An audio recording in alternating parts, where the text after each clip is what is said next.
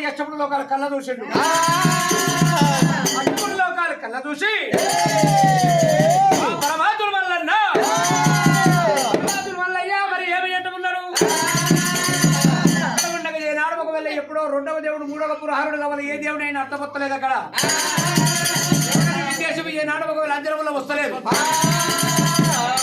పిలిచిన బ్రహ్మకు అర్థమైతే లేదు చెట్టు విష్ణుకు అర్థమైతే లేదు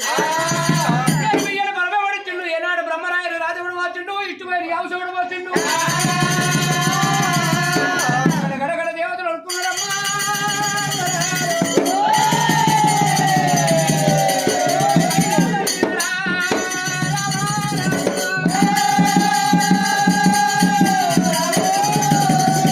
ఆ కైలాసం మీద పట్ట వరకరి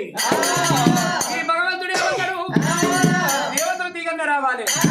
మా నాయనన్న రావాలి మా కమ్మల తల్లన్న రావాలి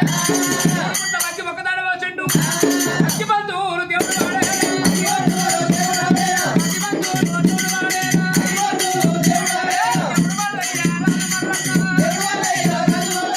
అంటున్నాక పర్వతాల మల్లన్న ఈ శంకరుడు దాని కడగడ వలుకుతుండగా జగతి పాల నారదుడు ఏనాడు ఒకవేళ లావునాడు కింద 40 రాజ్యాలు తిరిగి వచ్చేది దగ్గరికి చేరవచ్చిండ్రు యాదంగమయ్యా దేవతలందరూ కట్టొరుకున్నారు మీరు వరుకుతున్నారు అన్నప్పుడు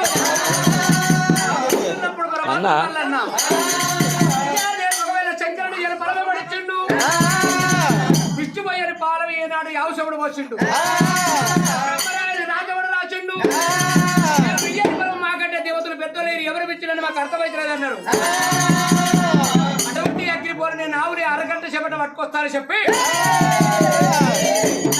రథము తీసుకున్నాడు నారదులు వచ్చిండు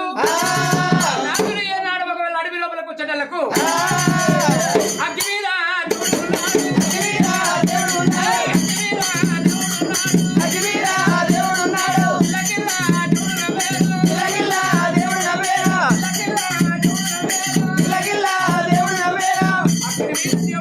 లంకకు అగ్నికి ఎలికర బంగారం ఉన్నట్టు అంతవరం రథమాపిండు ఈ మల్లన్న దగ్గరికి కాలినడకతోటి నారదుడు చేరవచ్చిండు ఎవరంటావు ఎవరయ్య మీరుగా అగ్గి మీద కూర్చున్నాడు నీ పేరెత్తి తల్లెవరు తండ్రి ఎవరు ఆయెవరు బాయెవరు ఎందుకొరకు వచ్చినవయ్యా ఈ అడవిలకు నాకు తల్లి యాదికి రాలే తండ్రి యాదికి రాలే నాకు తల్లి లేరు తల్లి లేరు ఆయి లేరు బాయి లేరు ఇత్తు పుత్రుడు గురాకు వెనక ముందు ఎవరు లేరు అగ్గి మీద కూర్చున్నాడు అగ్గి కాల్తలేదా అగ్గి